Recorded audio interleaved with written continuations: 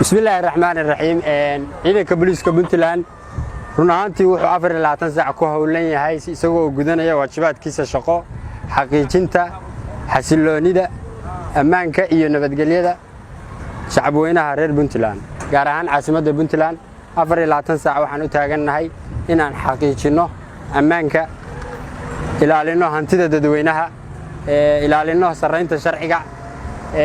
guud ahaan shacabweynaha reer Puntland waxaan uga mahad celinayaa gaar ahaan caasimadda sida wanaagsan ay ciidamada ammaanka ula shaqeynayaan noogu tixgelinayaan shaqada aan ayaka u hayno isla markaana noo fududeynaya waajibaadka aan lahayn sida aan u gudano shacabweynaha reer Puntland waxaan ugu hambaleynayaa uguna bishaareynaya inta uu nool yahay askari ka tirsan ciidanka booliiska Puntland dhalinyaro ah caafimaad qaba aqoon leh in ay ku joogi doonaan xasilooni cadaalad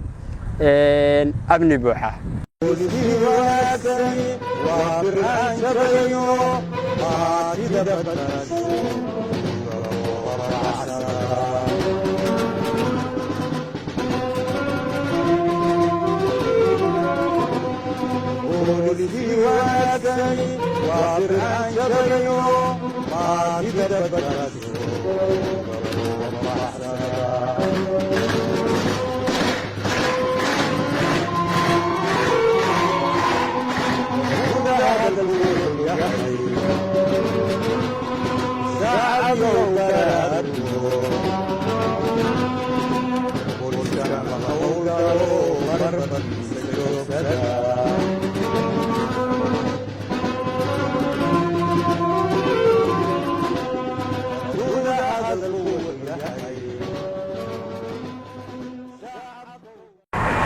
waxaan rabaa inaan u mahad celiyo taliyaha ciidanka booliiska Puntland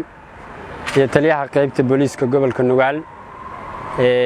iyo guud ahaan ciidanka booliiska oo Puntland oo ka shaqeynaya caasimadda taliyaasha waxaan uga mahad celinayaa sida wanaagsan ee sharafta leh ee qiimaha leh ay u diyaariyeen ciidankan inay ugu shaqeeyaan dadkooda iyo dalkooda waxaan kaloo rabaa inaan uga faa'iideysto munaasabadaydan warbaahinta waxaan leeyahay waxa ka digtoonaataan inaad bulshadiina ugu shaqeysaan xumaan waxaad ka digtoonaataan inaad bulshadiina aad ugu shaqeysaan aad ka horkeentaan dawladooda waxaan rabaa wariyaha saxda ah ee aan rabno oo aan wada shaqeyn karno ee dalkan iyo dadkan ay u baahan yihiin waa wariyaha bilicda dalka soo bandhiga waa wariyaha u soo bandhiga xasiloonida iyo nabadgelyada dadka wariyaha saxda ma ahan midka dadka kacdoonada ka sameeya wariyaha saxda ma ahan midka dawladda iyo dadka iska horkeena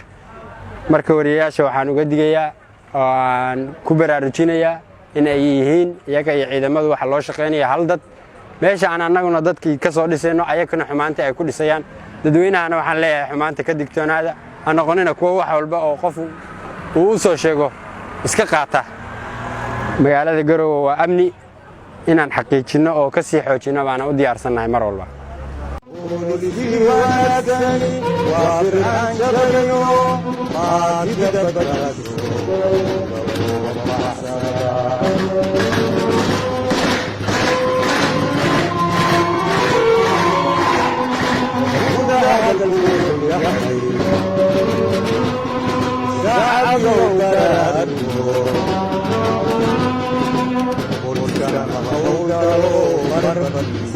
Porque